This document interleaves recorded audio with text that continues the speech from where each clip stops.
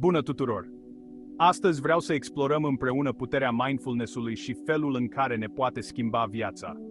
Să începem cu un citat inspirațional de la Jon Kabat-Zinn. Mindfulness înseamnă să fii pe deplin conștient de viața ta. Înseamnă să observi frumusețea fiecărui moment. Ia-ți un moment și gândește la asta. Cum ar fi să fii cu adevărat prezent în fiecare clipă a vieții tale? Thich Nhat Hanh ne oferă un alt gând valoros. Respirația conștientă ne aduce înapoi în momentul prezent, singurul loc unde putem fi cu adevărat vii. De multe ori, încercăm să fugim de prezent, dar oare asta ne aduce împlinire?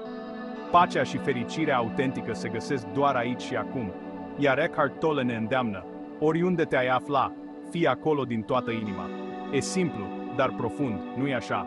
Indiferent de ce faci sau unde te afli, fii prezent pe deplin și vei descoperi liniștea interioară. Mulțumesc că mi-ai fost alături.